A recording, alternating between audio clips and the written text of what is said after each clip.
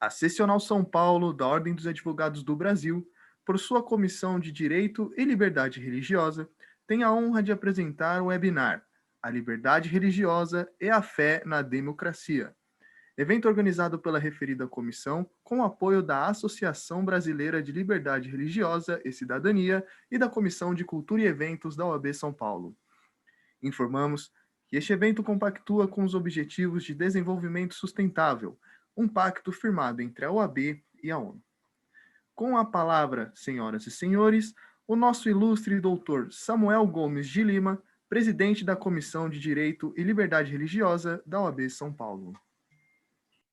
Boa noite a todos, boa noite àqueles que compõem essa mesa de trabalho, o digníssimo, excelentíssimo doutor Walter Claudius Rotenburg, procurador federal regional aqui em São Paulo, o doutor Marcos Henrique Tavares Gonçalves Silva, advogado militante aqui no estado de São Paulo e assessor, chefe de gabinete da deputada doutora Damares Moura, vice-presidente da Associação Brasileira de Liberdade Religiosa e Cidadania, Giovannini Tadeu Possato Barbosa. Muito obrigado pela presença de todos. Nós saudamos a todos aqueles que nos assistem neste webinar, dizendo que teremos aqui um evento palpitante, uma palestra muito especial, trazida pelo Dr. Walter Claudius, que certamente engrandecerá o conhecimento de todos nesta noite tão especial.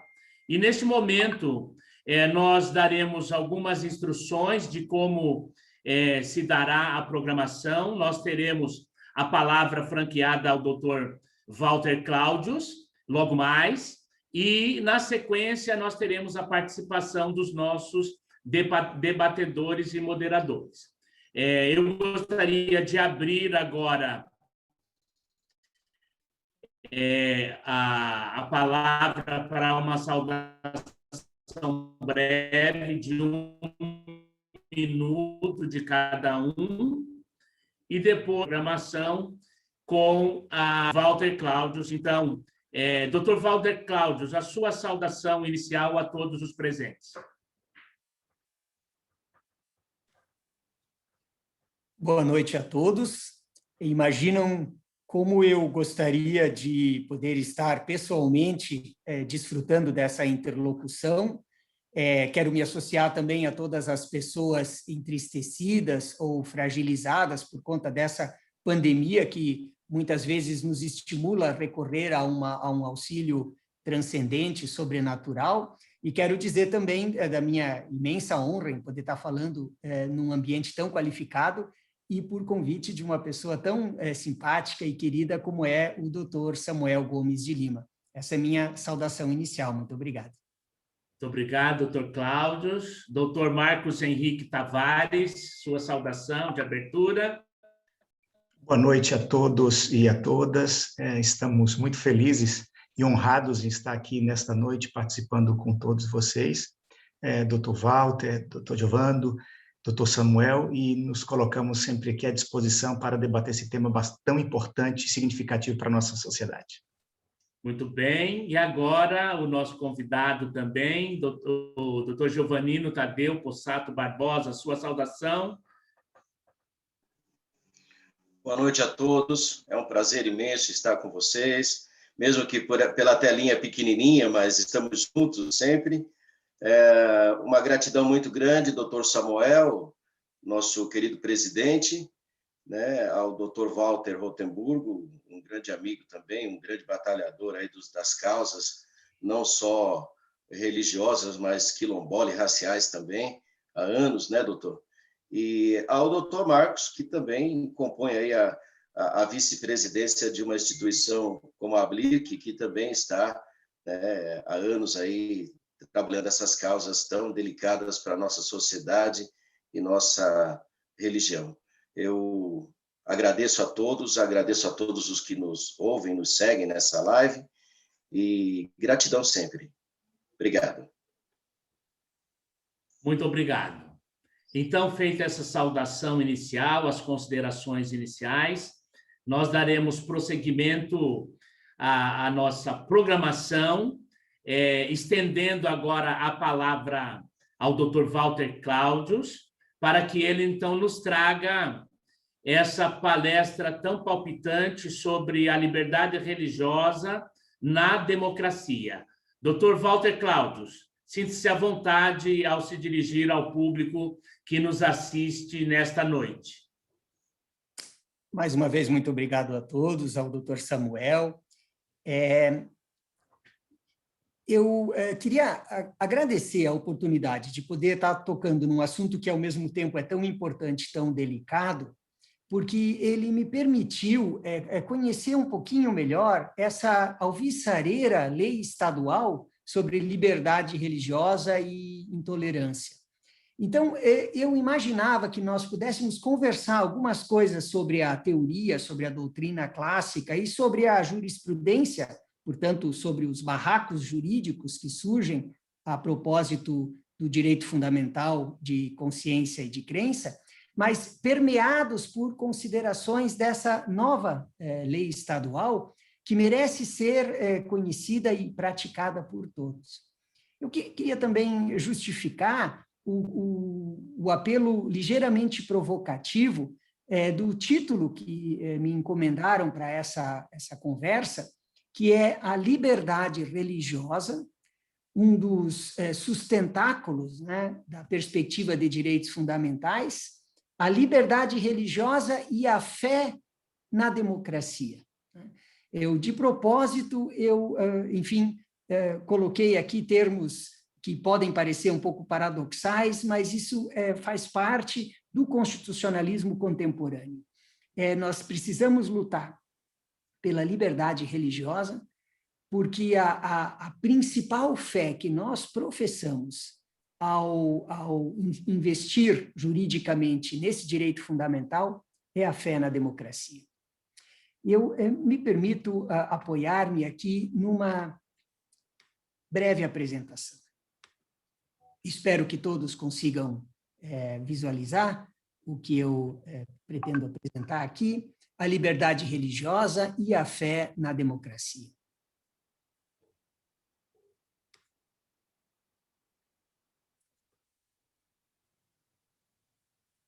A liberdade religiosa, ela apresenta desde logo um aspecto negativo, que significa não interferência e que justifica justamente a utilização dessa clássica expressão liberdade religiosa, mas ela apresenta também um aspecto positivo, que significa, do ponto de vista jurídico, proteger e garantir a liberdade religiosa.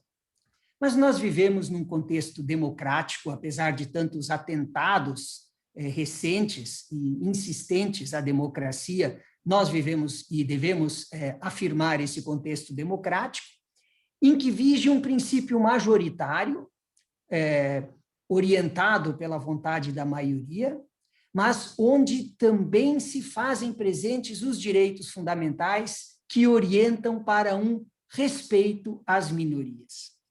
Portanto, uma liberdade que tem aspecto negativo e positivo, mas que se projeta num ambiente democrático, que não se limita, não se resume à vontade da maioria.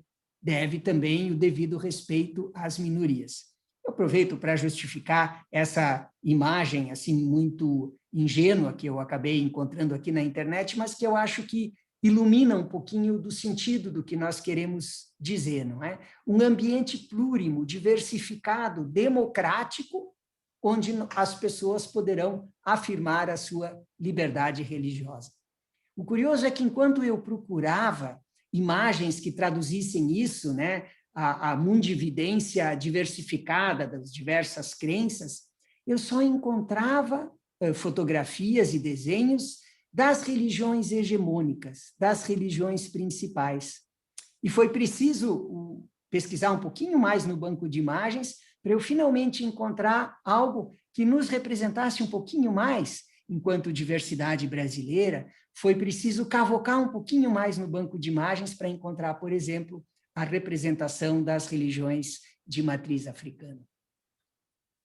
A liberdade religiosa, como é de sabença comum, é prevista no nosso ordenamento como um direito fundamental, no artigo 5º, inciso 6, que diz: é inviolável a liberdade de consciência e de crença, sendo assegurado o livre exercício dos cultos religiosos e garantida, na forma da lei, a proteção aos locais de culto e suas liturgias.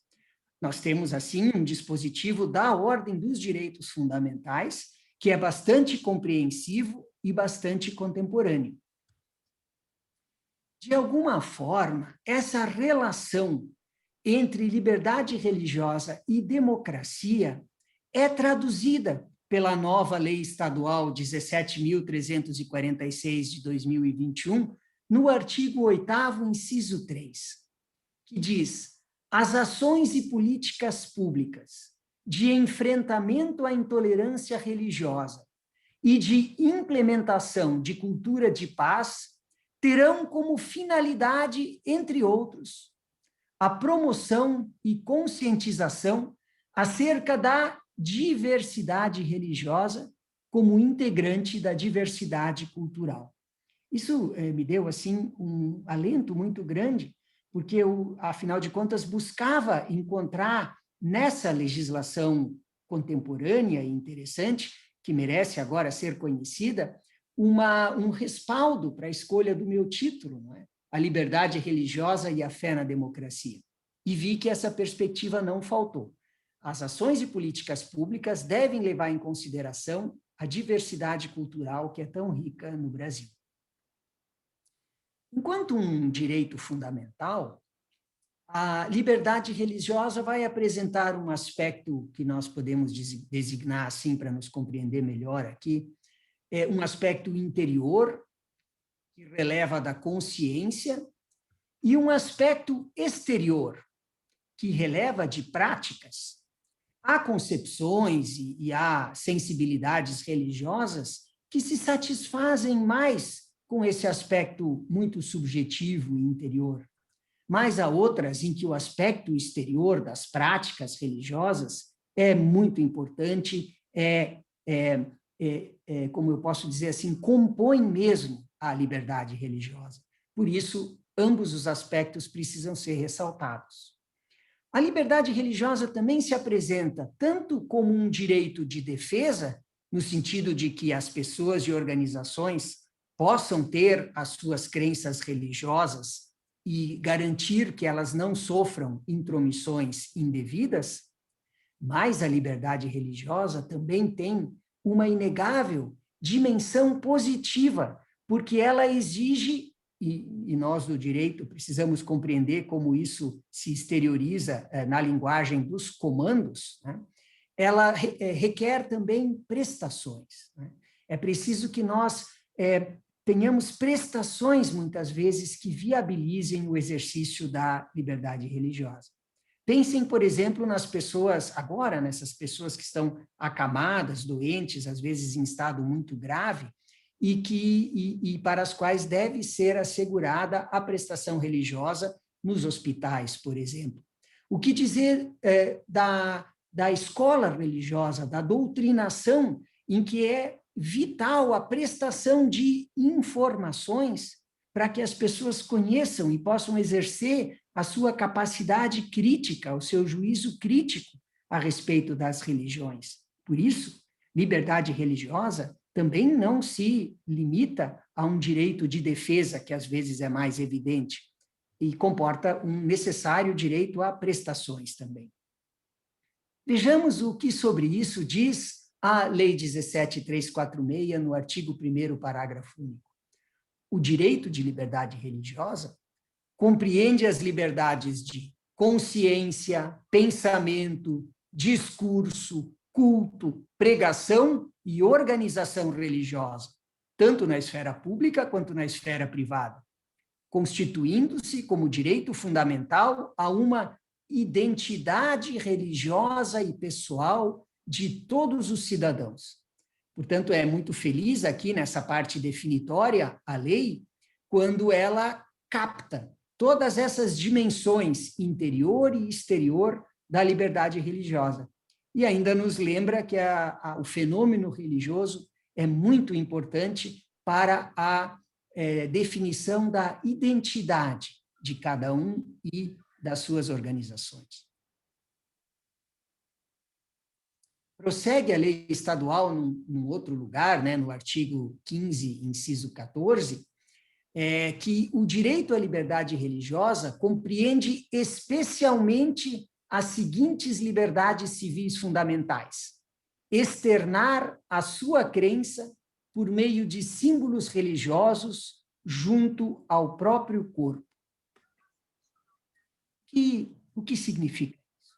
Significa que o legislador estadual, de forma muito incisiva e corajosa, assegurou às pessoas para as quais o porte de signos, de símbolos religiosos, seja muito importante, a elas assegurou que elas podem portá-los em todos os ambientes, públicos e privados. Olha que essa é uma questão muito polêmica. É sempre lembrada a experiência francesa, que há alguns anos atrás, depois de um estudo, chegou à conclusão de que, pedagogicamente, seria melhor que no ambiente das escolas ninguém pudesse portar símbolos religiosos ostensivos.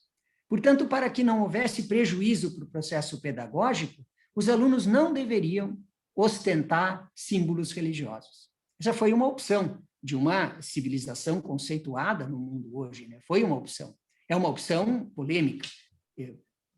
Alguns colegas, e também eu, nós não concordamos com essa opção, porque ela vai atingir, especialmente numa democracia, aquelas religiões minoritárias, não hegemônicas, e muitas vezes para as quais o porte do símbolo é tão importante, né? Então, se a estudante muçulmana quer vir à escola com seu véu, ela estaria, talvez, coartada, não é? O praticante de religiões de matriz africana não poderia vir com a sua indumentária, por exemplo. Bom, quero dizer com isso que, numa democracia, essa é uma questão polêmica e acho que o legislador paulista aqui merece os parabéns quando faz essa opção.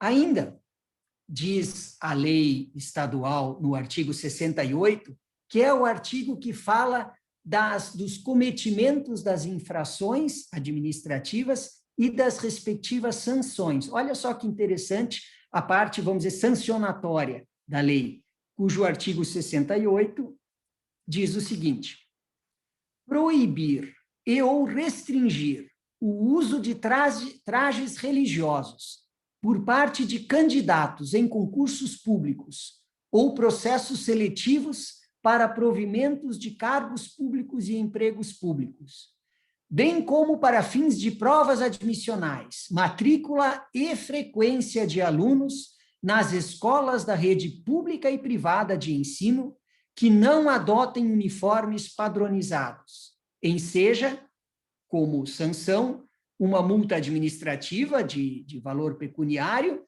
e, em caso de reincidência, até o dobro da multa, além da cassação de licença ou autorização por 90 dias. Portanto, a legislação paulista não apenas autoriza a utilização desses símbolos religiosos, como pune administrativamente aqueles que de alguma forma indevida os impeçam. Mas, como eu dizia, o direito fundamental de liberdade religiosa, ele não se dimensiona apenas como um direito de defesa, que muitas vezes é o mais evidente, mas ele envolve também direitos a prestações. Isso me lembra um caso que foi enfrentado pela Defensoria Pública da União, pelo menos um caso, enfim, isso deve depois ter se reproduzido, que se relacionava a pessoas que tinham sido presas em Foz do Iguaçu. Eram muçulmanos. E aí a administração do lugar onde elas estavam presas fornecia a refeição. Essa refeição era licitada e era, vamos dizer assim, a mesma marmita, não é? A mesma quentinha para todos os presidiários. Acontece que havia o dia da carne de porco.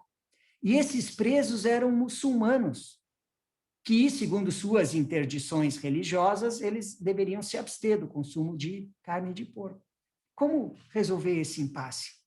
Nós não estamos aqui discutindo a licitude da conduta delas, se elas deveriam ou não deveriam estar presas.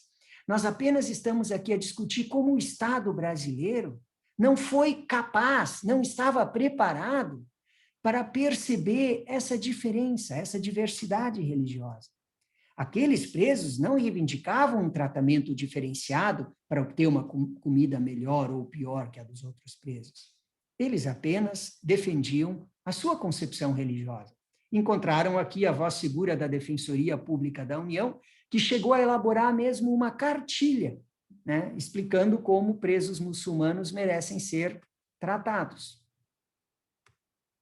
E nós vamos encontrar um reflexo disso na legislação paulista, quando ela diz: os agentes públicos e prestadores de serviço público receberão treinamento para o atendimento das singularidades do tratamento e cuidado aos internados religiosos e não religiosos, observando o respeito à expressão da liberdade de consciência, de crença ou tradição cultural ou religiosa, os interditos, tabus e demais práticas específicas, a fim de garantir a integralidade de atenção e cuidado aos internos. Quer dizer, a lei com sensibilidade, ela diz que todos aqueles que se relacionarem com os cidadãos devem estar atentos para as suas singularidades, inclusive no âmbito religioso. Ora, falar de prestação, falar da liberdade religiosa como um direito fundamental que também requer prestações, convida a uma reflexão a respeito do papel do Estado, do poder público de uma maneira geral. O Estado, que tradicionalmente se apresenta como potencial violador, há então aqui uma liberdade contra o Estado. Sim, podemos lembrar historicamente as ocasiões em que os estados assumiam uma religião oficial, e pior, perseguiam todos os hereges, todos aqueles que eram considerados inimigos da religião oficial. Há quem diga, né, como Jelinek, que tradicionalmente a liberdade religiosa teria sido a matriz, historicamente a primeira, de todos os direitos fundamentais. O Estado, portanto, aparece tradicionalmente como um potencial violador, e em que a liberdade religiosa tem que se afirmar contra o Estado. Mas é preciso investigar também um suposto princípio da neutralidade, da laicidade do Estado, mas que não significa indiferença. O Estado, afinal de contas, deve se mostrar também um garantidor e protetor da liberdade religiosa, como, ademais, dos direitos fundamentais em geral. Na condição de potencial violador, nós vamos encontrar uma preocupação aqui com relação à redação de um dispositivo da lei estadual. Eu coloquei aqui um emoji, né, com essa carinha preocupada, porque eu achei que aqui a redação talvez ensejasse uma dúvida interpretativa, que eu espero venha a ser superada, não é? Mas que revela uma pequena preocupação. Vejamos. Ninguém será obrigado ou coagido a manifestar-se acerca das suas convicções ou práticas religiosas. O direito, por exemplo, de silenciar, de não dizer, de manter isso coberto pela privacidade. Por qualquer autoridade, portanto, ninguém poderá ser obrigado ou coagido, salvo para recolhimento de dados estatísticos não individualmente identificáveis, não podendo decorrer qualquer prejuízo da recusa à prestação de tais informações por objeção de consciência. Minha perplexidade aqui, mas como eu disse, é uma perplexidade que pode ser superada com um esforço hermenêutico, não é? Mas a minha perplexidade aqui é que dá a ideia de que quando for um recolhimento estatístico de dados em que não há identificação, que então haveria uma obrigação. Então a pessoa poderia ser coagida, como se nós tivéssemos um tratamento geral, ninguém poderá ser coagido, não podendo decorrer qualquer prejuízo, nem qualquer sanção, e uma cláusula de exceção, a menos que seja para recolhimento de dados estatísticos não identificáveis. Eu penso que não foi isso que o legislador quis dizer, né? Que ele quis amplamente dizer que nunca as pessoas podem ser coagidas ou obrigadas, mas fica aqui essa, né, pelo menos essa atenção despertada, tendo em vista o tradicional papel do Estado como um potencial violador da liberdade religiosa. Pensemos, por exemplo, na nossa história, né? E em tantas religiões que foram, sobretudo na época colonial, como elas foram perseguidas. O Estado não deve, em princípio, interferir na liberdade religiosa. E o exemplo muito interessante aqui é essa fantástica discussão que nós no Brasil travamos a respeito da criminalização da homotransfobia. Uma das decisões mais avançadas e corajosas em termos de controle de constitucionalidade que nós poderíamos imaginar. Por meio de um mandado de injunção proposto pela Associação Brasileira de Gays, Lésbicas e Transgêneros, representada pelo grande advogado Paulo Iotti, e também por meio da ação direta de inconstitucionalidade por omissão 26, proposta pelo Partido Popular Socialista, a primeira de relatoria do ministro Edson Fachin e a segunda de relatoria do ministro Celso de Mello. O Supremo Tribunal Federal, há 2 anos atrás, disse que a homotransfobia era um crime e que deveria ser sancionada com a lei de discriminação racial. Essa foi uma decisão muito avançada, muito polêmica, muito corajosa, mas ela nos diz alguma coisa sobre esse dever de o Estado não interferir, porque um dos argumentos lançados foi: e agora como fica com aquelas concepções religiosas que, regidas por seus dogmas, não aceitam a união homoafetiva ou o casamento homoafetivo? O Estado, por meio da criminalização da homotransfobia, estaria superando, invadindo a liberdade religiosa? Não, não é nada disso. E o próprio Supremo Tribunal Federal se encarregou de colocar os pingos nos is e disse expressamente, eu leio aqui o excerto dessa fantástica decisão: a repressão penal à prática da homotransfobia não alcança, nem restringe ou limita o exercício da liberdade religiosa, qualquer que seja a denominação confessional professada, a cujos fiéis e ministros, e olha que bonitinho como a redação foi uma redação democrática, não é? Sejam eles sacerdotes, pastores, rabinos, mulás ou clérigos muçulmanos e líderes ou celebrantes das religiões afro-brasileiras, entre outros, né? Ainda teve o cuidado de dizer que o rol é apenas exemplificativo. É assegurado o direito de pregar e de divulgar livremente, pela palavra, pela imagem ou por qualquer outro meio, o seu pensamento e de externar suas convicções de acordo com o que se contiver em seus livros e códigos sagrados. Bem assim o de ensinar, segundo sua orientação doutrinária e ou teológica, podendo buscar e conquistar prosélitos e praticar os atos de culto e respectiva liturgia, independentemente do espaço público ou privado, de sua atuação individual ou coletiva, desde que tais manifestações não configurem discurso de ódio, assim entendidas aquelas exteriorizações que incitem à discriminação, à hostilidade ou à violência contra pessoas em razão de sua orientação sexual ou de sua identidade de gênero. Essa é uma decisão muito interessante, né? Em que o Supremo Tribunal Federal, ao mesmo tempo, diz que a liberdade religiosa é preservada, mas também diz que a liberdade religiosa não pode servir de pretexto para os crimes de ódio, para a incitação ao ódio. Portanto, também a liberdade religiosa precisa aqui reconhecer os seus limites, não é? Eu peço desculpas por talvez ser um pouco enfadonho na leitura desse trecho, mas é um trecho muito importante, né, e muito bem posto pelo Supremo Tribunal Federal. Doutor Samuel, eu posso prosseguir? Obrigado. Prossigo, então.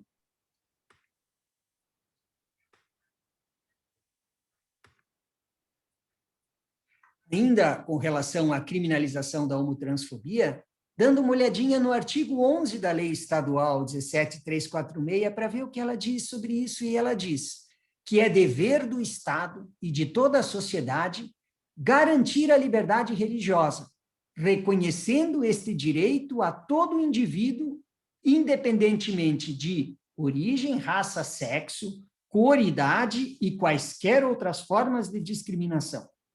Portanto, a lei lembra que a liberdade religiosa ela precisa caminhar de braços dados com a vedação às discriminações, respeitados os dogmas de cada religião e sempre tendo como limite intransponível a evitar o discurso de ódio, mesmo porque essa lei estadual é uma lei de tolerância religiosa.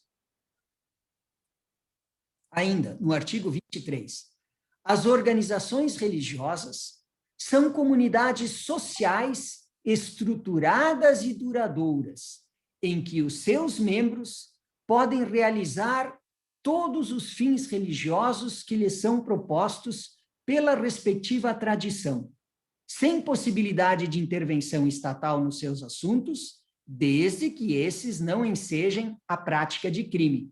Portanto, mais um momento em que a lei paulista se revela muito atual e muito cuidadosa.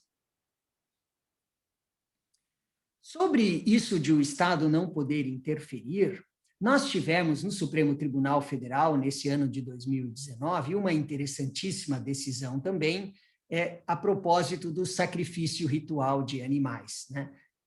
Tratou-se do recurso extraordinário 494-601, de relatoria do ministro Marco Aurélio, em que eu pude, pela Procuradoria Federal dos Direitos do Cidadão, que à época era conduzida pela grande doutora Débora Duprá, que, por sinal, nesse dia tão importante, 19 de abril, em que também se comemora o Dia dos Índios, faz aniversário, né? Então, eu deixo aqui o meu registro de carinho e de admiração à doutora Débora Duprá, em que nós, pela Procuradoria Federal dos Direitos do Cidadão, tivemos a oportunidade de nos manifestar, não é, a favor da liberdade religiosa, especialmente das religiões de matriz africana, e em que eu devo destacar também a fantástica participação desse gigantesco advogado, que é o doutor Édio, né?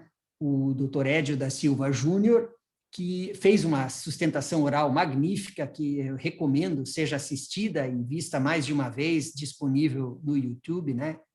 O doutor Édio, além de tudo, tem uma presença de cena muito interessante, muito importante, em que havia uma legislação do poder público, né? Portanto, uma legislação, um ato oficial, uma lei, que supostamente tenderia a vedar o sacrifício ritual quando estivesse em jogo o bem-estar, digamos assim, dos animais, para evitar o sacrifício ritual dos animais.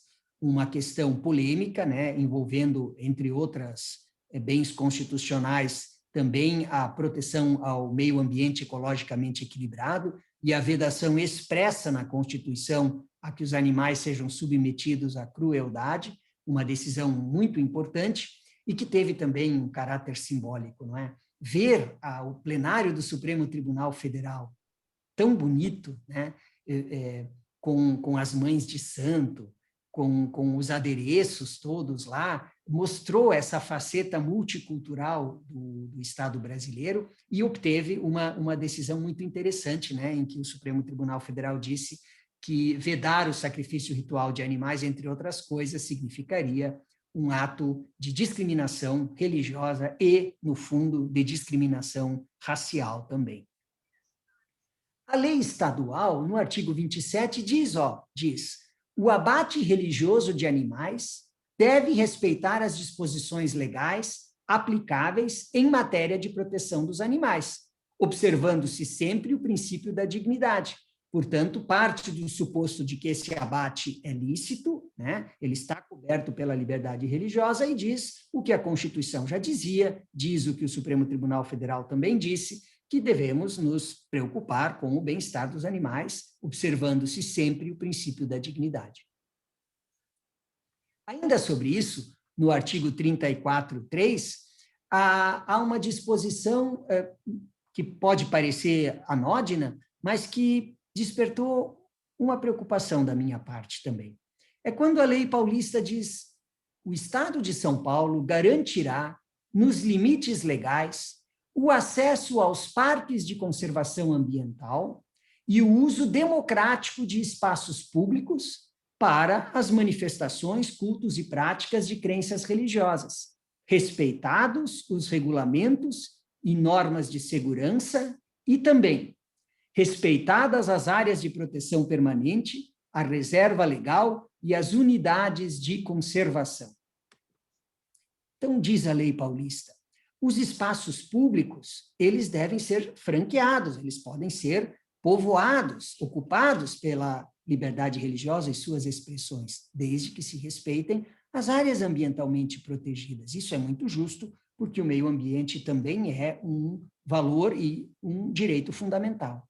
O problema está na utilização desvirtuada que esse dispositivo pode ensejar. Então, nós já antecipamos aqui esse nosso medo, essa nossa inquietação, porque algumas manifestações religiosas, especialmente de matriz africana, religiões afro-brasileiras, costumam fazer, né, oferendas, por exemplo, e se valem de alguns espaços, como cachoeiras, como mata, e que podem constituir essas unidades, esses espaços de proteção ambiental. Então, é preciso tomar muito cuidado para não utilizar desvirtuadamente essa lei, de modo a obstaculizar indevidamente práticas que, em princípio, não oferecem nenhum transtorno, nenhum perigo do ponto de vista ecológico, do ponto de vista ambiental.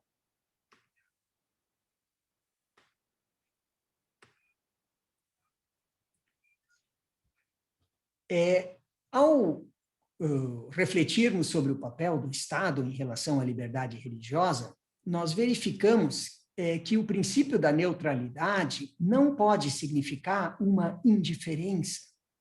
E a lei estadual, de forma inteligente, capta essa sutil distinção, ao dispor no artigo 28, parágrafo único, a laicidade do Estado, a laicidade como princípio de neutralidade, como separação clássica do domínio temporal da política e do domínio espiritual das religiões, a laicidade do Estado não significa a ausência de religião ou o banimento de manifestações religiosas nos espaços públicos ou privados.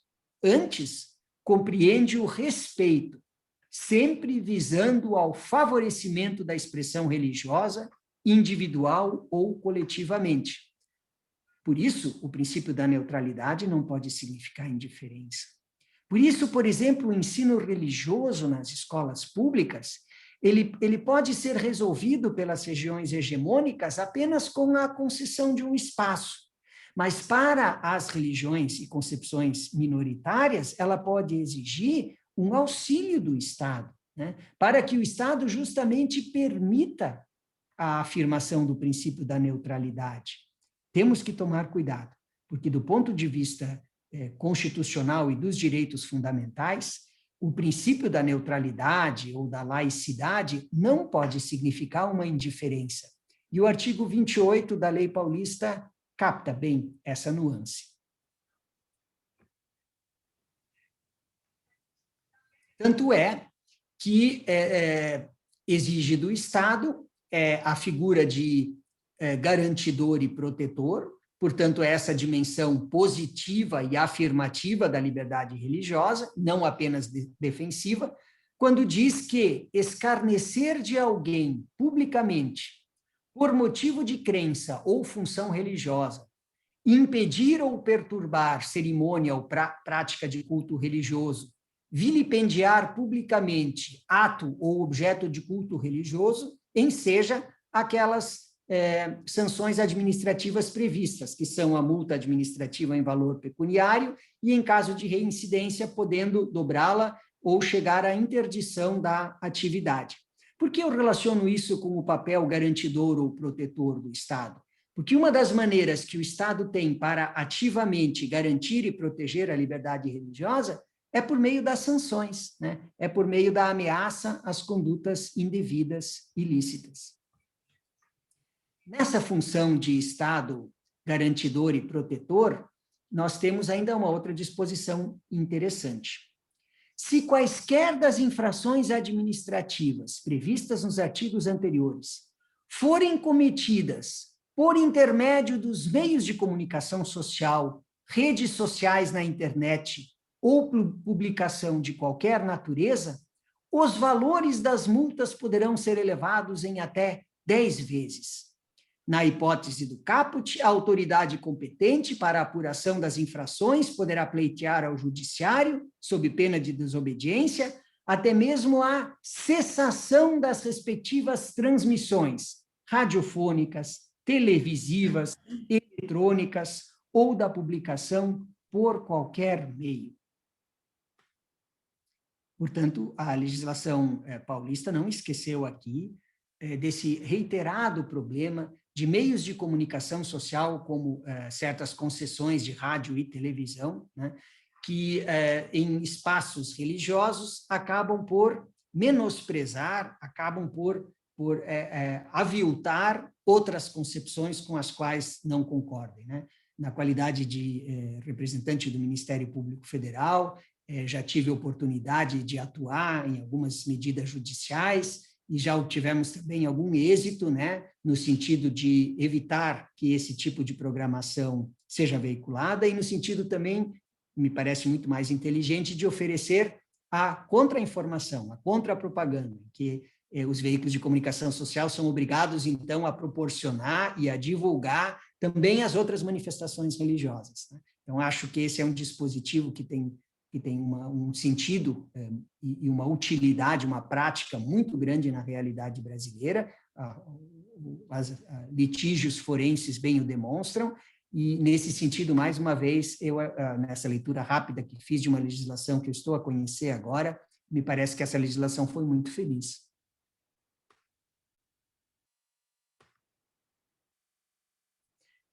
O direito fundamental à liberdade religiosa, ele não escapa, numa democracia, ele não escapa da confrontação com outros bens constitucionais. Nós devemos afirmar o direito à liberdade religiosa e não desconhecer que ele não é um direito absoluto e que ele convive, eventualmente de forma tensa, né, com outros bens constitucionais. Eu quero justificar, por duas razões, essa minha simpática figurinha. A primeira delas é que os direitos fundamentais, eles aparecem num grande caldo, né? E esse caldo dos direitos fundamentais, em que os diversos direitos fundamentais ali convivem, ali se interrelacionam e, eventualmente, colidem uns com os outros, né? É nesse caldo que nós vamos resolver os problemas que se põem. É nesse caldo que se justifica a relevância social do papel do advogado, né, que defende os interesses de cada direito fundamental em conflito e dos demais operadores jurídicos, como os magistrados, como os conselheiros, como os professores, como as funções essenciais da justiça de uma maneira geral.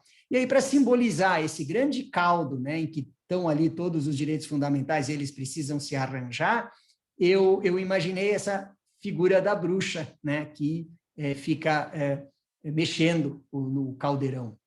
Bruxa, que, segundo concepções totalitárias, arbitrárias e opressivas de religião, né, foram, na Idade Média, violentamente perseguidas, muitas delas foram, inclusive, queimadas vivas, as bruxas, né, sempre personalizadas pelas mulheres, o que inclui aqui também uma discriminação de gênero, evocando essa intolerância religiosa e o caldo dos direitos fundamentais, que eu imagino justificar a escolha dessa imagem. Enfim, a liberdade religiosa convive com outros bens constitucionais. Às vezes, nessa confrontação, a liberdade religiosa ganha. Às vezes, ela ganha. Como no caso da objeção de consciência em concursos públicos e exercício dos deveres funcionais, quando o Supremo Tribunal Federal, nesse recurso extraordinário que teve a relatoria do ministro Fachin e foi julgado no final do ano passado, o Supremo Tribunal Federal disse que o poder público deve oferecer possibilidade de alternativas, né? Significa, portanto, que tem que haver um espaço para a liberdade religiosa, e nessa confrontação a liberdade religiosa ganhou. Nos termos do artigo 5º, 8 da Constituição, é possível a realização de etapas de concurso público em datas e horários distintos dos previstos em edital por candidato que invoca a escusa de consciência por motivo de crença religiosa, desde que presente a razoabilidade da alteração, a preservação da igualdade entre todos os candidatos e que não acarrete ônus desproporcional à administração pública, que deverá decidir de maneira fundamentada, eu tiro esse excerto da decisão do Supremo, pois sobre isso a lei paulista também tem algo a nos dizer. Os servidores públicos, empregados públicos, agentes políticos da administração direta e indireta do Estado têm o direito de, a seu pedido, ser-lhes assegurado ausentar-se do trabalho no dia de guarda religiosa, nos períodos e horários que lhes sejam prescritos pela confissão que professam, nos termos do artigo 5º, inciso 8 da Constituição, e nas seguintes condições: trabalharem em regime de flexibilidade de horário, comprovarem ser membros de organização religiosa através de declaração dos seus líderes e haver compensação integral do respectivo período de trabalho. A lei estadual, portanto, de alguma forma, ela se coloca em equilíbrio, não é? Em sintonia com o que decidiu o Supremo Tribunal Federal. Às vezes, quando há aqui, né, bens constitucionais, como aqui a serviço público, concurso, a exigência de concurso público e tal, uma rivalidade de bens constitucionais, às vezes a liberdade religiosa ganha. Mas, às vezes, a liberdade religiosa perde. É assim numa democracia. Como aconteceu com essa recentíssima decisão desse mês ainda, do dia 8, a respeito da pandemia de Covid-19 e da proibição temporária de cultos presenciais. Aqui houve uma restrição, mas, é claro, nunca uma supressão da liberdade religiosa, por razões de todos conhecidas que derivam do interesse público e da saúde de uma maneira geral, não é? Às vezes, numa democracia, a liberdade religiosa ganha, às vezes, numa democracia, a liberdade religiosa não ganha. Eu agradeço muito a atenção de todos e fico à inteira disposição, se eu puder ser útil em mais alguma coisa. Eu peço mil desculpas se, porventura, eu tenha ferido as suscetibilidades, teria sido involuntário. Agradeço mais uma vez.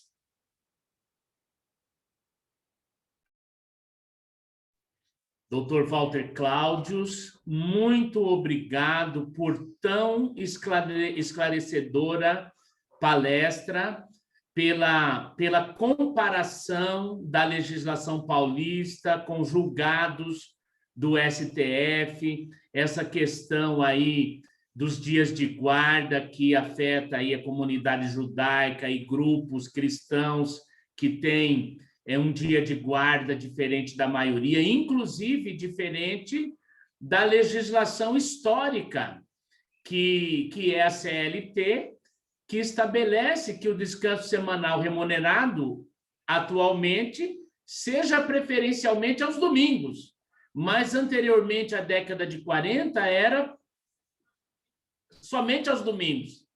Então, a legislação está avançando, nós temos aí um projeto de lei, não sei se o senhor está acompanhando, que está no Congresso Nacional, de alterar o artigo 67, se não me engano, ou 76, da CLT, que fala do descanso semanal remunerado, flexibilizando o texto desse artigo para que as pessoas possam ter o descanso compatível com a sua guarda religiosa. Claro, haverá mecanismos, né, para o funcionário, o empregado solicitar, mas ele não vai ser obrigado a descansar num dia que não é da sua guarda costumeira, religiosa, nem uma vez por mês. Então, eu acho que a liberdade religiosa está avançando. Eu posso afirmar que na semana desse julgamento do STF e nos últimos meses, já pelo julgamento dos dias de guarda no mês de novembro, nunca o tema da liberdade religiosa teve tanto em destaque como ele tem estado. A Globo, a Bandeirantes, a Record, o SBT, todos os canais falavam de liberdade religiosa há alguns dias atrás. Por quê? Porque o tema está ganhando projeção na sociedade. E a lei, ora também em comento, ela tem estado na mídia, né? Ela tem estado em discussão. Ora, alguém fazendo comentários positivos, ora alguém destacando algum aspecto que discorda, mas a lei está aí, ela está posta e a legislação é uma legislação que atende uma demanda da sociedade, porque é um tema reprimido, e os seus esclarecimentos foram muito, muito pontuais e significativos. Então, nós agradecemos muito de coração a sua disposição, a sua disponibilidade de estar nessa posição tão positiva. Muito obrigado. Eu passo agora a palavra ao doutor Marcos Henrique Tavares, para que ele faça, aí nos próximos 10 minutos, né, a sua ponderação na qualidade de moderador dessa discussão sobre a palestra e sobre o tema ora apresentado. Primeiramente, eu gostaria imensamente agradecer a honra de poder estar aqui participando deste evento com o Dr. Walter Cláudios, que de uma forma tão brilhante e adequada fez essas ponderações a respeito da lei estadual de liberdade religiosa aqui do estado de São Paulo e que perpassou por essa legislação com muita propriedade, destacando aqueles pontos mais importantes e que revelam ali a sensibilidade do Dr. Walter em pescar, identificar os pontos que são mais relevantes nessa legislação. Sem sombra de dúvida, há um destaque especial nessa legislação que vem, na verdade, reafirmar todos os princípios constitucionais bastante claros, mas que ainda não tem a eficácia plena, o exercício pleno, de forma que essa lei ela vem garantir, de uma forma mais clara, o exercício do direito à liberdade religiosa nos diversos espaços de convivência humana, incluindo também as relações de trabalho, relações estudantis, escolas militares, dentre outros tão importantes e significativos para todos nós que vivenciamos de uma forma muito especial. Eu gostaria de destacar a menção do Dr. Walter, que ele, de uma forma muito singular, aprecia aqui a questão do princípio majoritário, a vontade da maioria, mas também destaca a questão dos direitos fundamentais que garante os direitos das minorias. Isso é bastante significativo, porque essa lei ela visa realmente garantir esses direitos da minoria, garantir o exercício prático dos direitos dessa minoria. Outra questão bastante interessante que o senhor destacou, doutor, são a questão das dimensões da liberdade religiosa, tanto no aspecto interior quanto no aspecto exterior, tanto no aspecto da consciência como também das práticas, que, sem sombra de dúvida, resvala também na sua compreensão a respeito, principalmente, das restrições que nós vimos agora, de uma forma mais pontual, temporária do exercício, talvez, desse aspecto exterior da liberdade religiosa. Nós entendemos e principalmente dentro desse contexto aqui do Estado de São Paulo, que em nenhum momento há uma restrição ao exercício, ou principalmente uma restrição ao aspecto interior da consciência, até porque os templos, na nossa compreensão, eles deveriam e podem estar abertos, mas não poderiam estar recebendo público. De certa forma, ela mitiga essa expressão do aspecto exterior da prática, mas não atinge o núcleo, né, da liberdade religiosa, até porque, em determinadas circunstâncias, tanto no templo como também fora dele, na assistência que o senhor também mencionou, há a possibilidade e a garantia dessa assistência ao religioso em quaisquer circunstâncias que sejam possíveis, dentro de um aspecto individual ou de um aspecto que atenda aos ditames aí da saúde pública. Outra questão bastante interessante que o senhor menciona aqui e que a Lei Estadual de Liberdade Religiosa visa também proteger é a questão da possibilidade do Estado na condição de um violador, um potencial violador. Essa legislação ela também limita, né, e coloca aqui alguns limites interessantes para que o próprio Estado ele tenha uma atenção especial, né, uma atenção especial para que nas suas práticas ele tende a atender essas necessidades específicas de cada um dos grupos.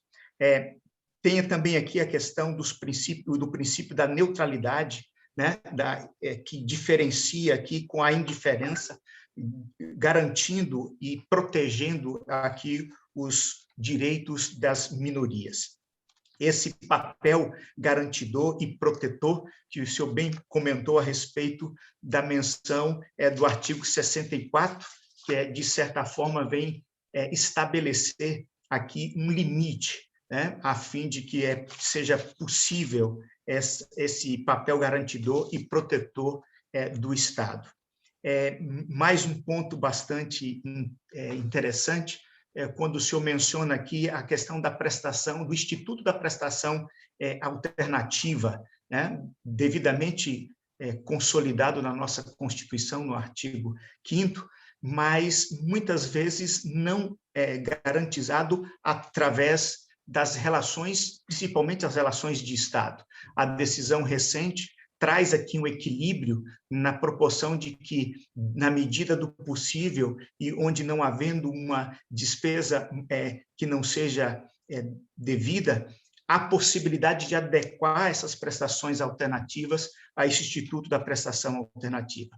Eu venho aqui fazer essas menções porque, rapidamente, já passando, nós podemos perceber a sua sensibilidade ao entender e buscar identificar na legislação estadual de liberdade religiosa do Estado de São Paulo os pontos aqui principais que nos dão uma plena convicção de que essa lei é um avanço significativo na sociedade paulista e, quiçá, para um estudo e essa repercussão em outros estados, em outros ambientes, para debruçarmos e verificarmos a verdadeira eficácia desses princípios, que nada mais são do que a garantia do pleno exercício da democracia em todos os seus aspectos, em uma elementar e cara relação que há com relação ao direito pleno do exercício da liberdade religiosa.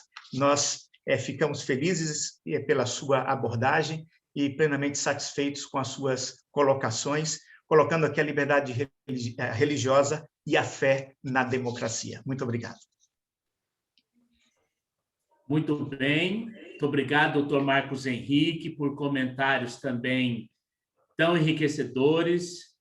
Demonstra aí o acompanhamento estrito que foi feito da palestra, da fala do Dr. Walter Cláudios. Dr. Walter, nós temos aqui vários comentários de apreço, de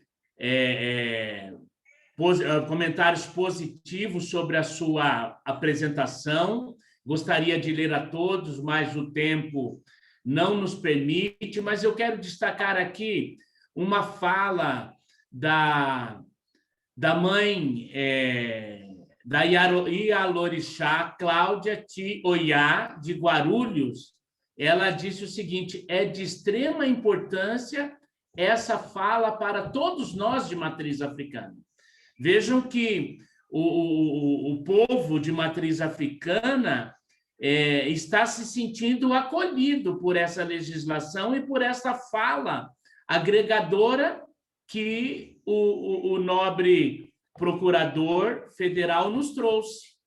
Então, a autora, né, desta legislação, ela costuma dizer, já assisti várias palestras dela, que a liberdade religiosa, se não for para todos, não será para ninguém.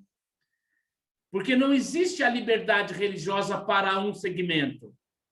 A liberdade é para todos. E há aí uma correção até de uma interpretação equivocada que alguns têm, que eles defendem a liberdade religiosa para o seu grupo religioso.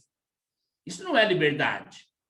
E há uma outra expressão que diz que a liberdade religiosa não é para defender a religião A, B ou C, mas é para defender o direito que cada um tem de professar a sua crença de acordo com os ditames da sua consciência.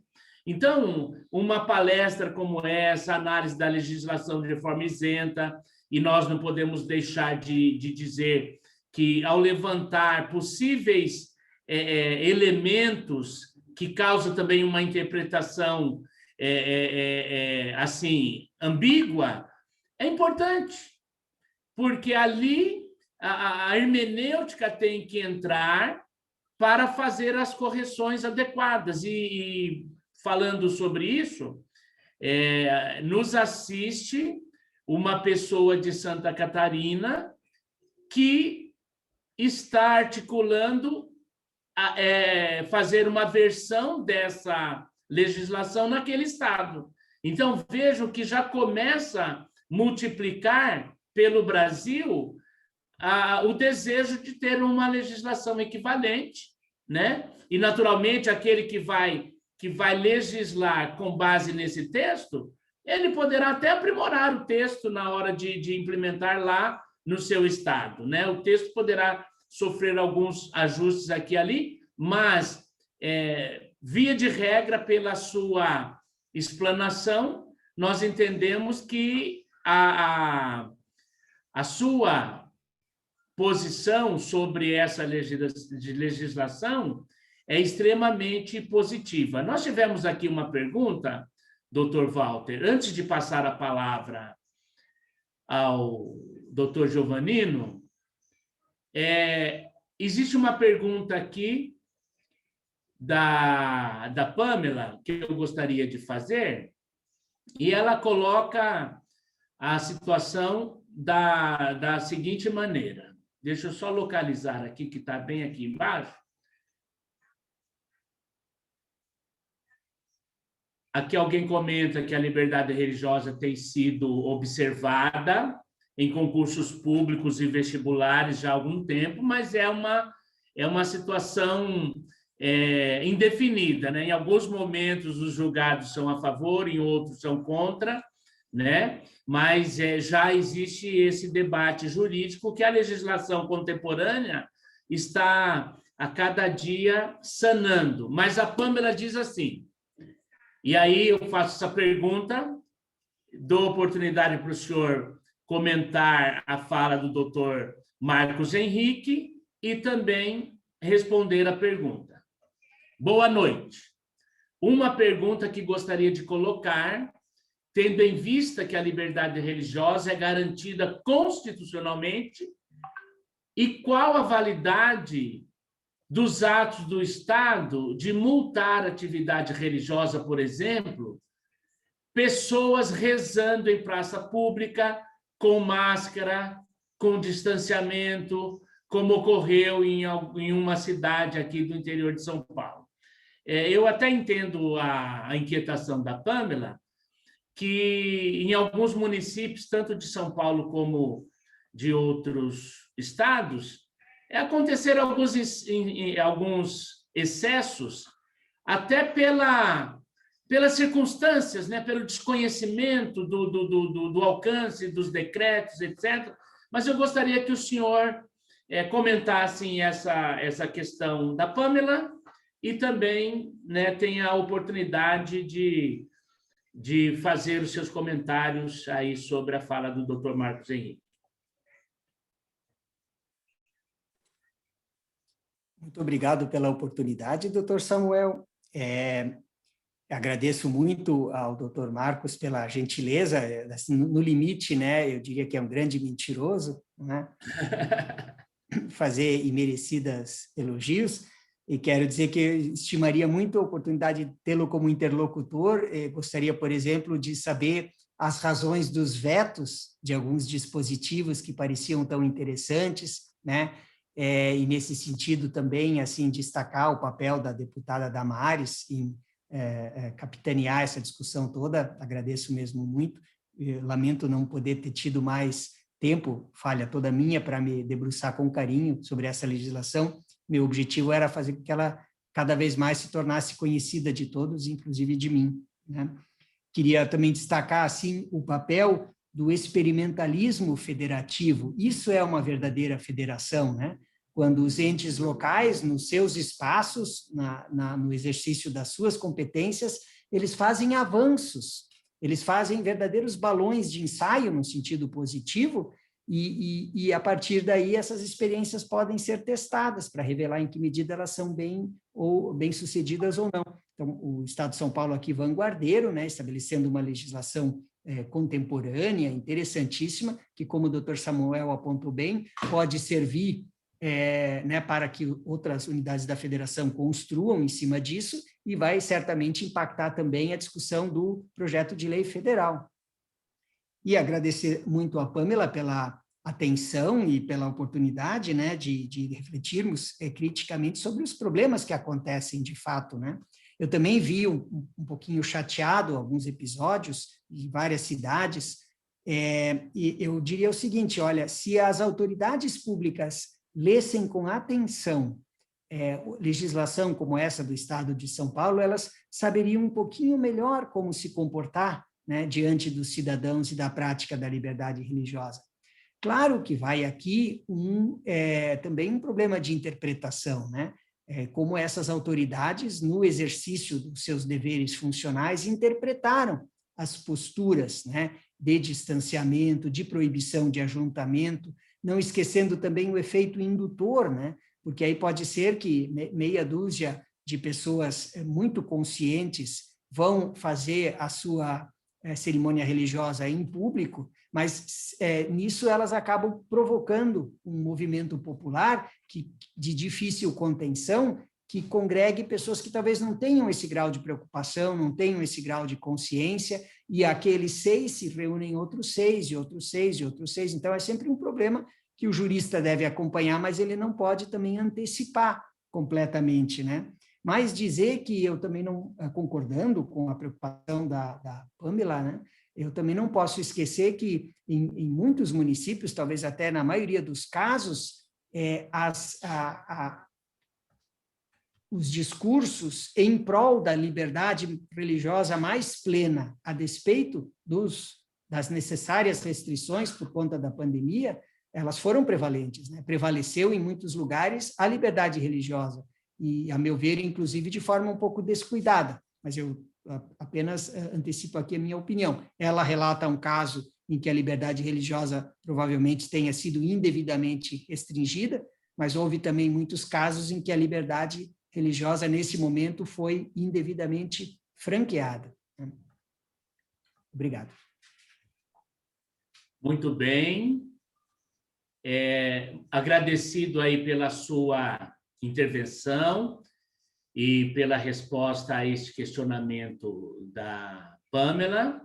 Existem algumas outras perguntas aqui, ou alguns posicionamentos, mas nós vamos ouvir, então, o Dr. Giovannino Tadeu. Ele vai fazer as suas considerações e apreciação sobre o tema em comento, e depois nós teremos mais uma sessão breve de alguns minutos para responder 2 questionamentos que estão aqui no nosso chat. Então, com a palavra, Giovanino Tadeu Possato Barbosa.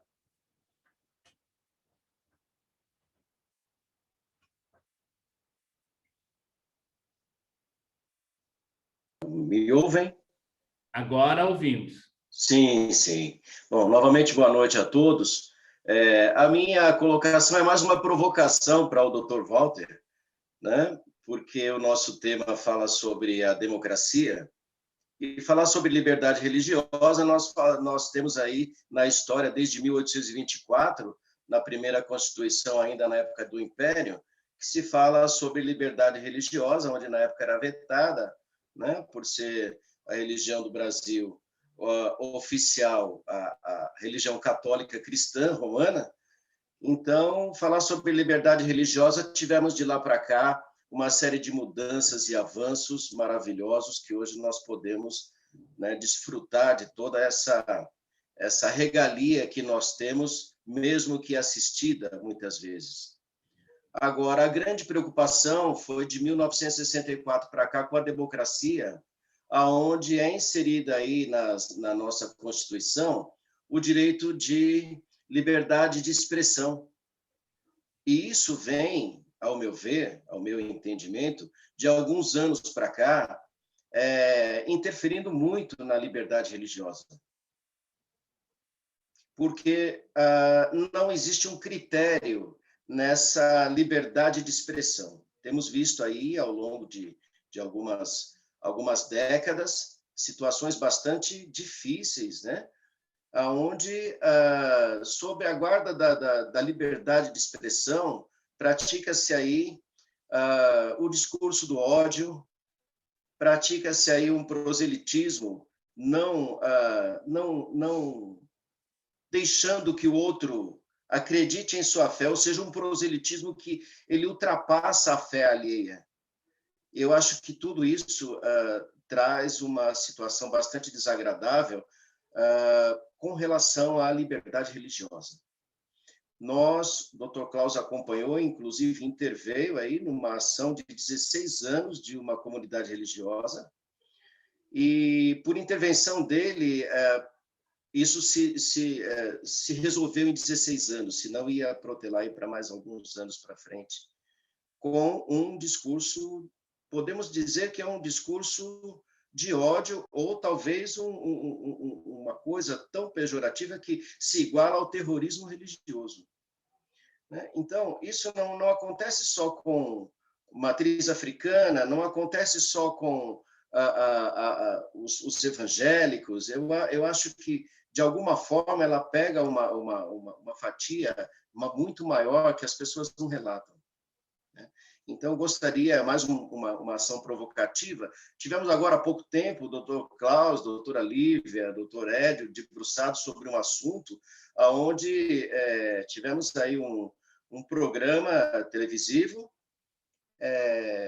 um reality show, onde não só, sob a guarda do direito de se expressar, a pessoa colocou uma situação religiosa, assim, comparando uma divindade com uma sexualidade, mas também envolveu a parte racial.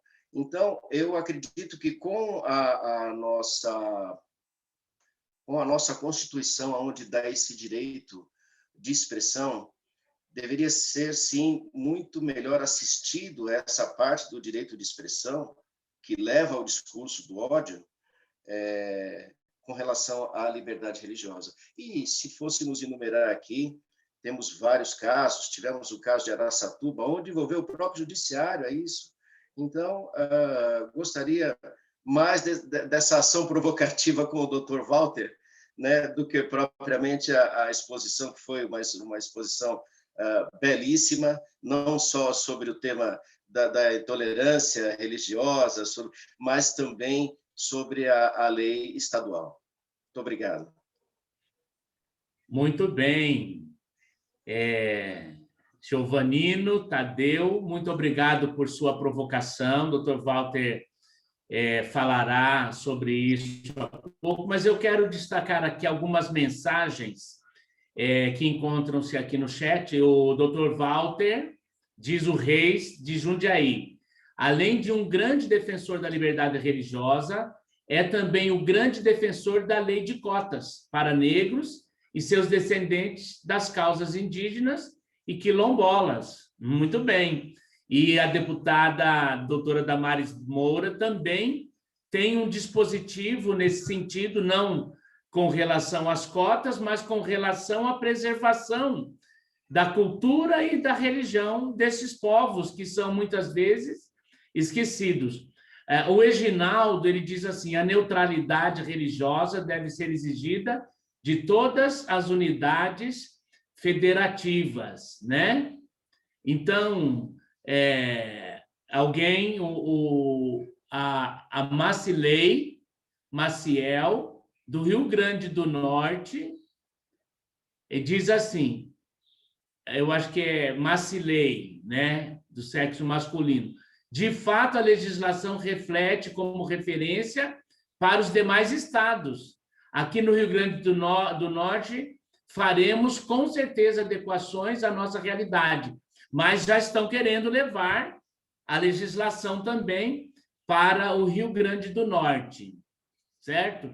Então, nós temos aqui vários comentários. Eu havia selecionado uma pergunta aqui, deixa eu localizá-la.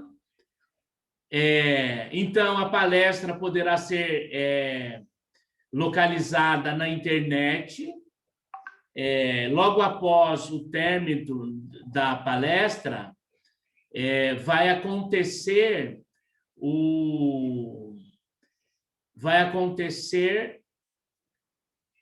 a palestra será baixada no YouTube e será disponibilizado aos que participaram o link, tá ok? Então, é uma questão de tempo, logo mais chegará então a palestra, o link do YouTube. Tá, mas é fácil. Você entra na página do YouTube da OAB São Paulo e depois você procura Cultura e Eventos. A palestra vai estar ali, como ela vai ser baixada hoje, mesmo que você não receba o link, você localiza a palestra, todas as palestras que foram feitas aqui na OAB nos últimos tempos estão ali, tá ok? Então, essa é a condição. Então, nós temos aqui mais alguns comentários, alguns questionamentos, mas eu vou passar a palavra para o doutor Walter Cláudios, para que ele possa responder, então, ao questionamento, à provocação do doutor Giovannino. Tá ok?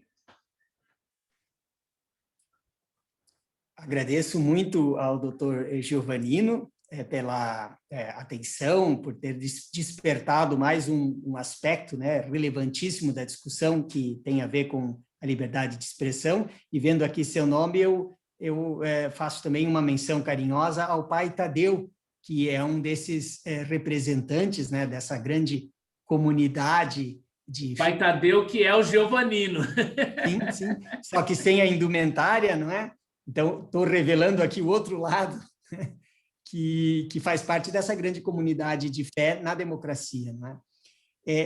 Quero dizer que o Reis de Jundiaí é um amigo de velhos tempos, precursor na discussão das ações afirmativas. Na época em que ele trabalhava com isso no município de Jundiaí, ele conseguiu fazer com que o município, agora não é nem um estado, o município fosse um laboratório de experiências muito avançadas, muito interessantes, muito enriquecedoras, e faz menção a esse meu trabalho também com povos e comunidades tradicionais. Eu destacaria que a legislação estadual, me faltou oportunidade de fazer essa menção, mas tem um dispositivo que fala claramente do respeito às perspectivas religiosas dos povos e comunidades tradicionais e menciona os quilombolas e menciona os ciganos, apenas para dar essas duas ilustrações. Portanto, tem tudo a ver, não é, com essa perspectiva de tolerância e de democracia que o Reis, em boa hora, aponta. Mas, enfim, não bastasse já a complexidade da discussão a propósito da liberdade religiosa, o pai Tadeu, digamos assim, num espírito, como ele mesmo diz, provocativo, ele ainda acrescenta ao caldeirão a dramática discussão a respeito da liberdade de expressão. E pronto, né? A tempestade perfeita. Liberdade de expressão super complexa e liberdade de religião.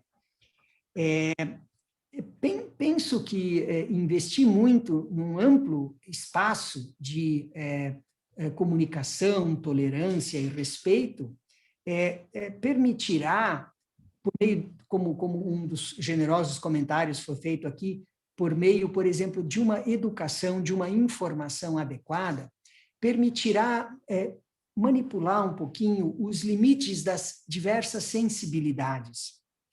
E aqui, a discussão a propósito da liberdade de expressão precisa levar em consideração a posição das pessoas envolvidas.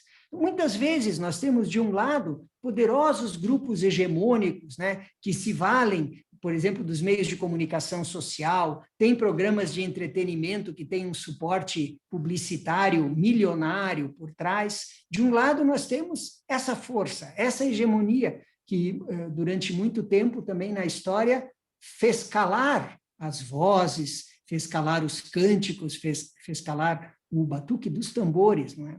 E do outro lado, muitas vezes nós temos pessoas simples, eventualmente grupos minoritários, eventualmente organizações que são muito menor estruturadas e muito menos aparelhadas do que os grupos hegemônicos. É claro que a discussão a respeito da liberdade de expressão precisa levar em consideração essa diferença de posições, que também vai interferir nas sensibilidades, né? Quem sempre bateu não tem muita sensibilidade para a dor alheia. Quem sempre apanhou tem uma hipersensibilidade e é capaz de sentir dor apenas porque a mão é erguida, apenas porque a mão é levantada. Ora, um espaço de maior convivência, maior tolerância, maior informação permitirá ajustar esses níveis de sensibilidade. E então permitir com um pouquinho mais folga, o que hoje ainda é muito delicado, que é o exercício da liberdade de expressão, também é muito importante para a democracia, né?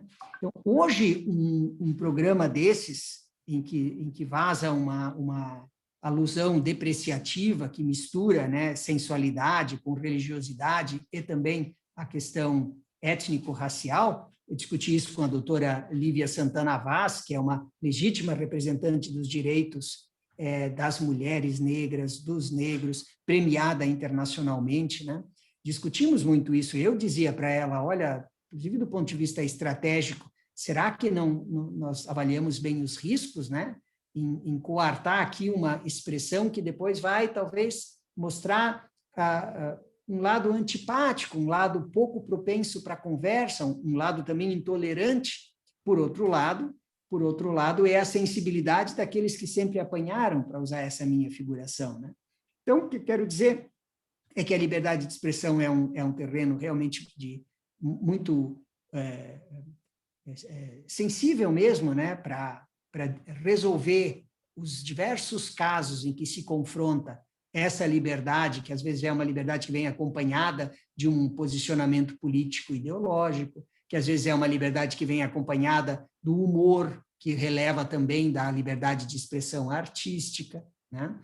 É preciso manejar numa democracia com muito cuidado esse território sensível levantado aqui, em que há o exercício da liberdade de expressão, um direito fundamental, e o silenciamento ou a ofensa da liberdade religiosa, que é um outro valor fundamental. Eu me lembro, se tiverem oportunidade, desculpa se eu nem sempre sou politicamente correto, mas se tiverem oportunidade, há uns anos atrás aconteceu em vários lugares do mundo, mas especialmente dramático na França, que o exercício da liberdade de expressão satírica, né, do sarro, do humor mais ácido, desencadeou um extremo movimento violento por parte de um grupo religioso respeitabilíssimo, tradicionalíssimo, mas que tem uma sensibilidade muito aguçada para a representação do profeta Maomé, né, para a imagem, inclusive, no sentido icônico, né, do profeta Maomé, e houve uma tragédia que foi noticiada na época por todos, né, jornalistas, caricaturistas foram brutalmente assassinados. Foi um momento de tensão muito grande numa democracia em que se imaginava que a sensibilidade não fosse tão aguçada e que o exercício, né, da liberdade de expressão pudesse se fazer com mais desenvoltura. E aí um comediante brasileiro, porque nós brasileiros somos muito bons de conseguir, né, tirar, vamos dizer assim, alegria de episódios dramáticos, um comediante brasileiro ele fez um programinha, fez ali um sketch que eu achei assim genial do ponto de vista da criatividade artística. Desculpa se eu não sou politicamente muito correto. Esse sketch está, inclusive, disponível no YouTube, em que ele fala, né, das várias religiões e tira um sarro mesmo, né? Faz algum comentário jocoso a respeito das várias religiões. E ele vai falando das várias concepções religiosas, fala dos judeus, fala dos católicos, enfim, vai falando, e, de repente, ele fala dos muçulmanos. E ele silencia, para de tocar o violão. Fica todo mundo apreensivo, tinha acabado de acontecer tudo isso.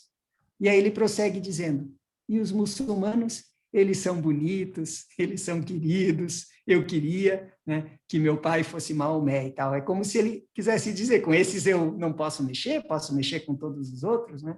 Então, eu agradeço essa instigação e acho que nós todos temos que ficar vigilantes e atentos e respeitando, né, essas duas dimensões tão importantes, que é a da liberdade de expressão e a da liberdade religiosa. Obrigado.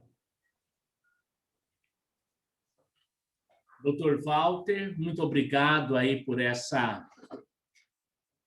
por atender, né, os apelos dessa provocação.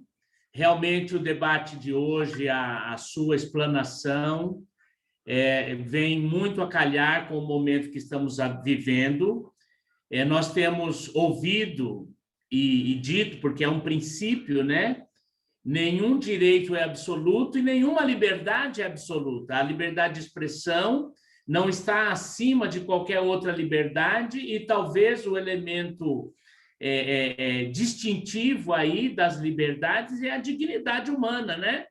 Então, quando o uso de qualquer uma das liberdades não respeita a dignidade do ser humano, aí é o seu limite. Então, nós precisamos estar atentos a isso, nós precisamos ter a visão de que ações como essa, e eu fiquei muito impressionado com a sua postura como um representante do Ministério Público Federal, dizer assim, nós precisamos divulgar essa legislação, as pessoas precisam conhecer, porque ela é uma legislação contemporânea e moderna, né? Uma legislação que atende um anseio da população na atualidade. Então, nós ficamos muito felizes mesmo com a sua participação.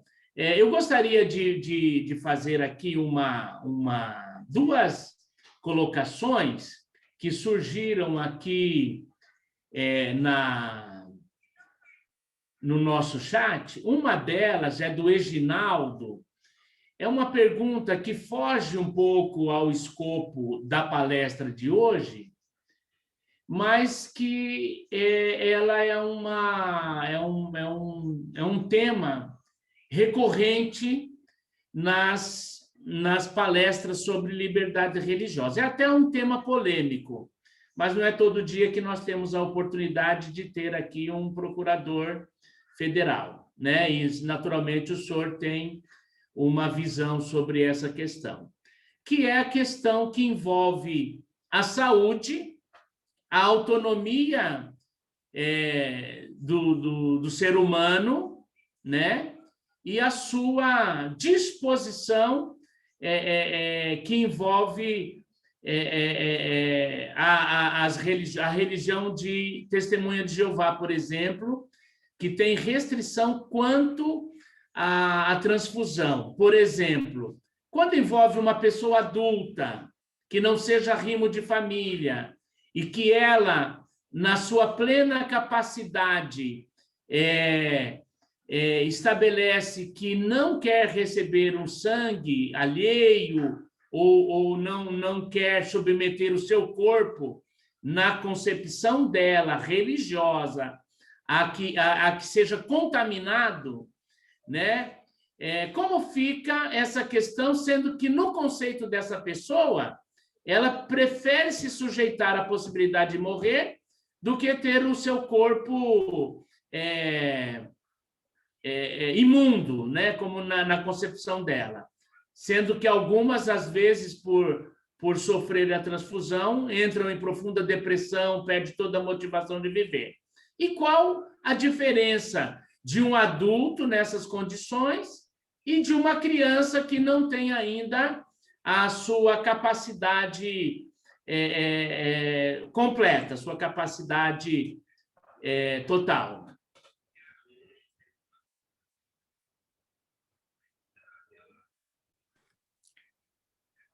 Pois o Reginaldo, né, nos propõe aqui um problema clássico, né, uma questão clássica, que já tem muito material e também já foi enfrentada em vários lugares do planeta, que é especificamente a questão da transfusão de sangue dos Testemunhas de Jeová, né?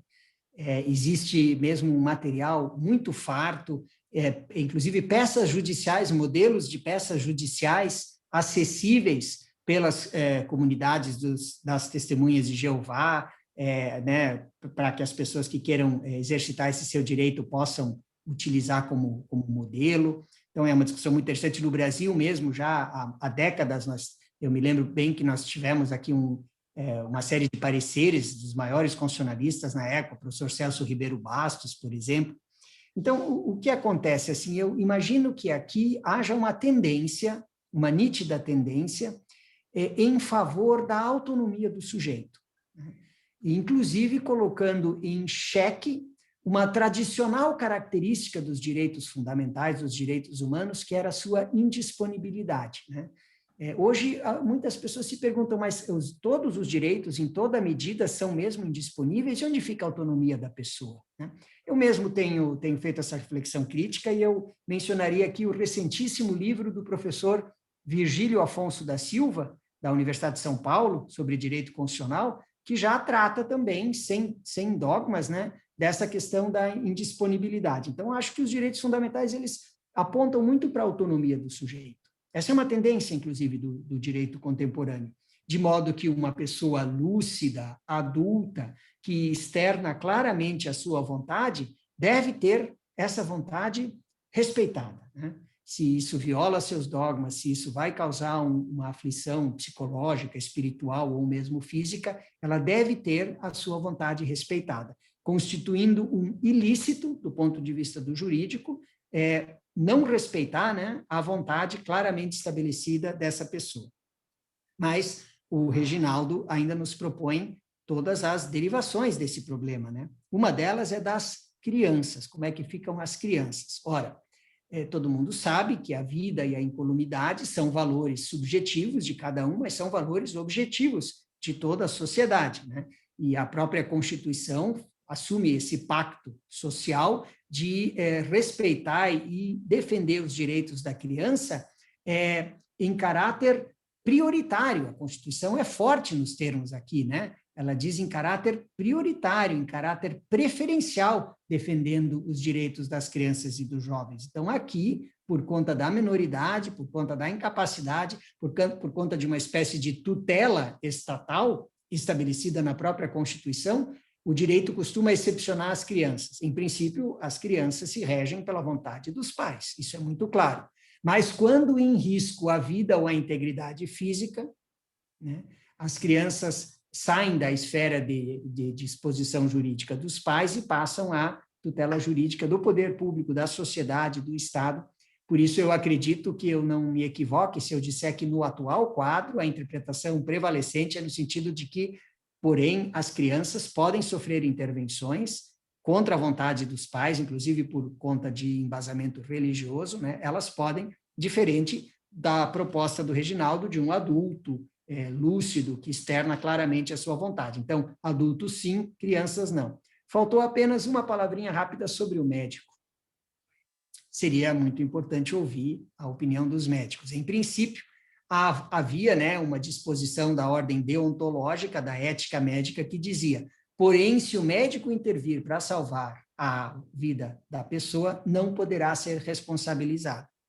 Essa é uma tradicional disposição que protege, né, que tem seu sentido ético. Seria muito importante ouvir mesmo a opinião de algum médico sobre isso. O que eu penso é que, devagarinho, vamos dizer assim, essa deliberação do médico, no caso de uma pessoa lúcida, consciente, que externa claramente a sua vontade, ela começa a parecer insustentável, né?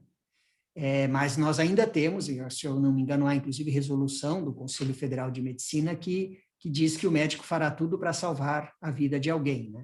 Eu acho que devagarinho essa resolução vai se tornando, no mínimo, né, desconfortável em relação à deliberação da própria pessoa. Agradeço ao Reginaldo pela oportunidade. Muito bem. Doutor Walter Cláudios, muito importante essa distinção entre o adulto, em pleno gozo de sua capacidade mental e civil, e da criança que é tutelada pelo Estado num possível conflito, né, em que a vida dessa criança ou desse menor esteja em jogo. A Lei 17.346 de 2021, ela trata de dois institutos que eles não foram explicitados, mas eles foram comentados em alguns artigos que o senhor declinou aí na sua explanação. São os institutos da objeção de consciência e da prestação alternativa. O senhor poderia dar uma elucidação conceitual sobre esses institutos e como eles poderiam ser identificados na lei?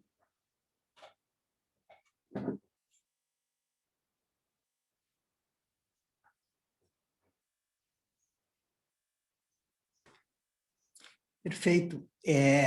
Eu me desculpo mais uma vez por não ter abordado tantos aspectos relevantes e importantes de uma lei que tem mais de 70 artigos, e aqui a lei, de fato, trabalha com essas categorias de forma bastante interessante, mesmo num espaço em que é apenas o detalhamento de algo que a Constituição já diz claramente, né? Em que a Constituição diz qualquer coisa do tipo: nós vivemos numa democracia e nenhuma democracia é sustentável se não houver deveres que a todos incumbem até por força do princípio da igualdade, do princípio da isonomia, né? Basta pensar, por exemplo, nos deveres tributários para aquelas pessoas que ostentam capacidade contributiva e que são fundamentais para a sustentação de um Estado, né? Basta pensar, por exemplo, nos deveres relacionados à preservação do ambiente ecologicamente equilibrado, sem os quais a sustentabilidade do planeta para as próximas gerações estará, se é que já não está, comprometida. Então, nós temos numa democracia que suportar alguns deveres a todos impostos. O que acontece quando esses deveres eles atingem mais especialmente, de uma forma desarrazoada, desproporcional, algumas pessoas? Não gosto de usar esse exemplo, mas é o exemplo recorrente, que é o exemplo das Forças Armadas, né? As Forças Armadas impõem uma injunção de todos contribuírem para a defesa, que no final será a defesa de todos também, e isso deve ser encarado de forma equânime, mas de repente para algumas pessoas isso pode pegar pesado demais, né? Significar algo insuportável, inclusive do ponto de vista psicológico, do ponto de vista espiritual. Por exemplo, para aquelas pessoas cuja filosofia ou cuja religião faça com que elas não possam pegar em armas. Eu mesmo tive ascendentes meus mais longínquos que saíram de países da Europa por conta dessa objeção de consciência. Então, o que é a objeção de consciência? É você ter uma justificativa acolhida pelo direito para se isentar de uma obrigação, melhor seria dizer, de um dever a todos imposto, né?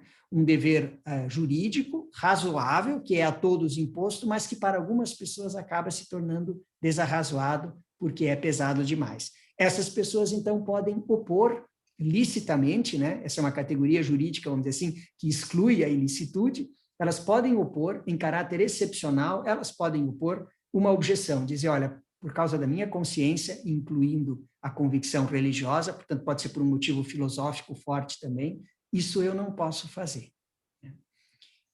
Então, é uma excludente constitucional em relação a um dever a todos imposto. Isso é uma objeção de consciência. A prestação alternativa, ela é condicional, no sentido de, assim, a objeção de consciência é o mais importante, e a objeção de consciência pode significar, você não é obrigado a fazer isso se for por razão religiosa, ponto. Pode parar por aí. Mas o direito pode, não está obrigado, pode, dizer, porém, a sua objeção, a sua exclusão de um dever que, em princípio, seria para todos, ela vai te colocar na situação de ter que cumprir uma obrigação alternativa.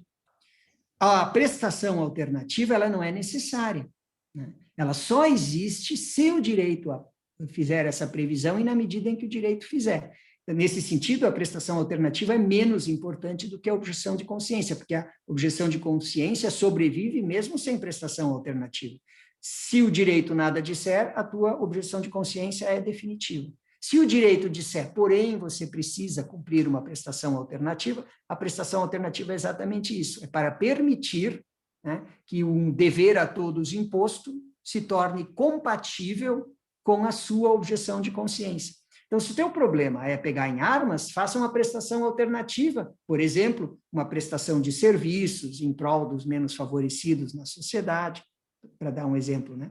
Então, assim, nesse sentido, a prestação alternativa é uma categoria ancilar, é uma categoria satélite, é uma categoria dependente, né? Ela existe ali no contexto da objeção de consciência para oferecer uma alternativa, se e na medida em que ela estiver prevista. Enfim, não sei se eu fui professorzinho demais aqui, mas era para dizer, não é? Ficou claro, doutor Walter, é isso mesmo, e nós agradecemos de coração a sua apresentação, a sua disposição, como já dissemos, de estar conosco, a sua disponibilidade. Nós sabemos que a sua rotina é muito sobrecarregada, mas mesmo assim o senhor encontrou esse espaço na agenda para nos atender e nós o requeriremos em outras ocasiões, viu? O senhor já está carimbado aqui nas nossas anotações e muito elucidativas as suas informações. Eu gostaria de franquear, então, a palavra inicialmente ao doutor Walter Cláudio para fazer as suas considerações finais, e nós já estamos partindo para o encerramento deste nosso encontro sobre liberdade religiosa e fé na democracia. Agradeço mais uma vez, me sinto muito lisonjeado, espero que todos se cuidem e sejam cuidados. Aprendi muito com todas as falas do Dr. Samuel, Dr. Marcos, Pai Tadeu, e sem querer, mais uma vez, ser politicamente incorreto e respeitando as mundividências, crenças e aflições de todos, eu, quando trato desse assunto, sempre lembro de uma musiquinha popular que diz qualquer coisa do tipo: na casa do Senhor não existe Satanás, show Satanás. Muito bem. Considerando aí a menção, né, do Dr. Walter Cláudio, Pai Tadeu, então vamos já, né? Pai Tadeu para todos. Suas considerações finais, Pai Tadeu. Dr. Walter, como sempre, muito brilhante, muito afetivo, é uma pessoa maravilhosa, é um operador do direito e assim, de uma forma muito correta, como o doutor Samuel acabou de falar há pouco, nós tratamos aqui não da religião, mas do direito das religiões, né? Então, nós temos que olhar com os olhos do direito para todas elas, né? Foi muito bem colocada aquela situação da satirização do profeta Maomé pelo Dr. Walter, assim como também tem uma instituição aqui que colocou a imagem de Cristo, né, vinculada à homossexualidade. Então, foi muito bom trazer todo esse tema. E deixo aqui também uma provocação ao senhor, presidente, para que trouxemos aí uma próxima situação, Dr. Walter, para abordar exatamente esse tema, que eu acho um tema importantíssimo, inclusive, né, para o que nós defendemos aí com as instituições que estamos, né, a BLIRC, DAFRO e outras tantas instituições que lutam por isso. E a própria OAB, deixar aqui meus agradecimentos ao doutor Caio, que deixa esse espaço de trabalho, esse espaço, esses eventos, né, das comissões, para que a gente traga para o nosso público religioso e para a própria sociedade tanto conhecimento como, né, o cabedal de conhecimentos que traz aí o doutor Marcos, o doutor Walter e o doutor Samuel também, né, não pode ficar fora. E um detalhe, eu gosto de ser chamado por Pai Tadeu, mas é um evento da OAB, então é Giovanino Tadeu. Uma boa noite a todos. Eu segui a expressão aí na sua telinha, porque eu sei que é Pai Tadeu, né? Muito bem. Obrigado a todos. Muito obrigado a todos. Pai Tadeu, muito obrigado. Eu quero, antes de passar a palavra para o doutor Marcos Henrique, destacar aqui uma mensagem enviada pelo Reinaldo. Ele disse assim, sobre o fato de não pegarem armas por questões religiosas, ilustrada pelo Dr. Walter, o filme Até o Último Homem trata deste assunto, e é uma questão de objeção de consciência. Então, quem quiser aprender um pouco mais, pode assistir ainda numa sessão de lazer, porque o filme, para quem gosta de filme de guerra, é muito bom, né? Muito bom mesmo. E é o mesmo ator que fez o Homem-Aranha. Então, você compara os personagens dos filmes, é bem interessante essa análise.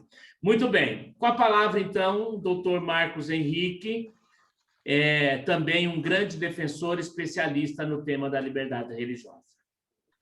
Gratidão é a palavra que define aqui esse momento especial que nós tivemos. Agradeço ao OAB, na pessoa do doutor Samuel, que está presidindo essa comissão tão importante.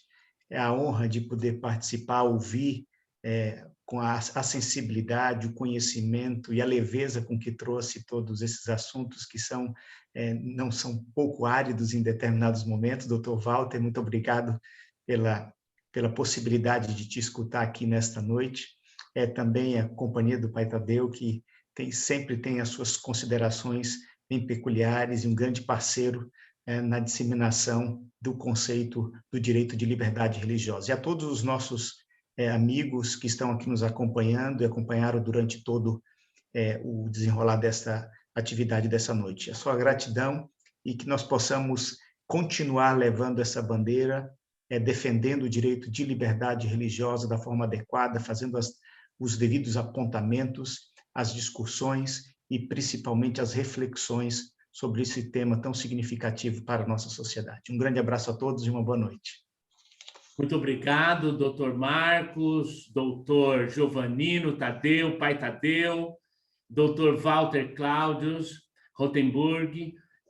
Nós estamos felizes e tendo sido esgotados o objeto desta reunião, eu agradeço imensamente à Secretaria das comissões da OAB, que de forma brilhante sempre atende os eventos, quer sejam eles presenciais ou virtuais. E eu quero agradecer de forma expressa o Tiago e o Rian, que estiveram de plantão desde antes o início desta palestra e até a sua finalização neste momento. Então, o nosso reconhecimento à OAB, à sua equipe de cerimonial, à sua equipe técnica, por todo o apoio que nos confere através da Secretaria das Comissões. Então, doutor Walter, Cláudio, muito obrigado mais uma vez, tendo sido encerrados os objetivos deste encontro, deste webinar, nós o declaramos, então, finalizado. Muito obrigado a todos. Entrem, então, no canal da OAB, no YouTube, através da Comissão de Cultura e Eventos. Boa noite. Tchau. Podem